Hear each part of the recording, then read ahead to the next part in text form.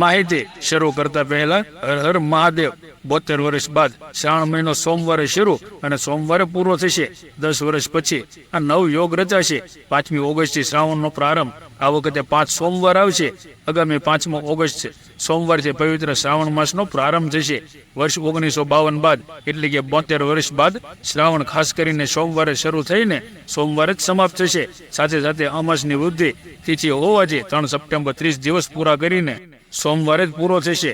જ્યોતિષ આચાર્ય આશીષ રાવલના જણાવ્યા અનુસાર મુજબ નવગ્રહ નડતર નિવારણ માટે દેવાથી દેવ મહાદેવની ઉપાસના આરાધના સાથે દર્શન ઉત્તમ માનવામાં આવે છે.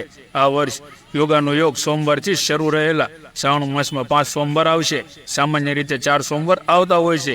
શિવજીનો અતિ પ્રિય સોમવાર તે શિવ ભક્તો માટે અતિ ઉમંગ, ઉત્સાહ અને નિત્ય શિવલિંગ પર જળાભિષેક સાથે વિશિષ્ટ પૂજાઓ કરીને અલગ અલગ વ્યંજનોથી શણગાર કરવામાં આવશે.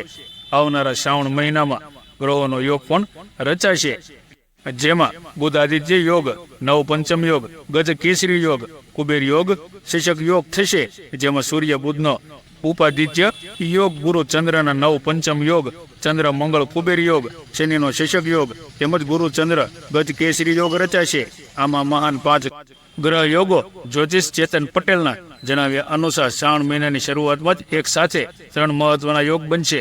જેમાં અમૃત સિદ્ધિ યોગ, પ્રીતિ યોગ, સ્વાર્થ સિદ્ધિ યોગનો સંયોગ રચાશે. જ્યારે સમગ્ર શ્રાવણ મહિનામાં અન્ય 9 યોગ જેવા કે અમૃત સિદ્ધિ યોગ, વજ્ર મુસલ યોગ, કુમાર યોગ, રવિ યોગ, સિદ્ધિ યોગ, સ્થિર 2 યોગ, રાજયોગ, સિદ્ધિ યોગનો થશે.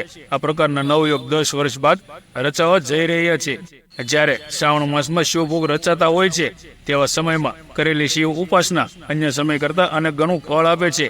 ઉપરોક્ત યોગ પૈકી અમુક યોગ ખૂબ જ સિદ્ધાર્થી યોગ ગણાય છે. આવા યોગ સમયે શ્રાવણ માસમાં સંકલ્પ કરી લઘુ રુદ્ર, મહારુદ્ર જેવા અન્ય શિવ પૂજા કરવામાં આવે છે તો તરત ફળ પ્રાપ્તિ થાય છે. આવા શુભ સમયે રુદ્રાક્ષ ધારણ કરવાથી પણ શિવ કૃપા પ્રાપ્ત થાય છે. સ્વયં કાર્ય સિદ્ધ કરનારા છે જે શ્રાવણ માસ જેવા સિદ્ધ માસને પરમ સિદ્ધાર્થ નદી બનાવે છે.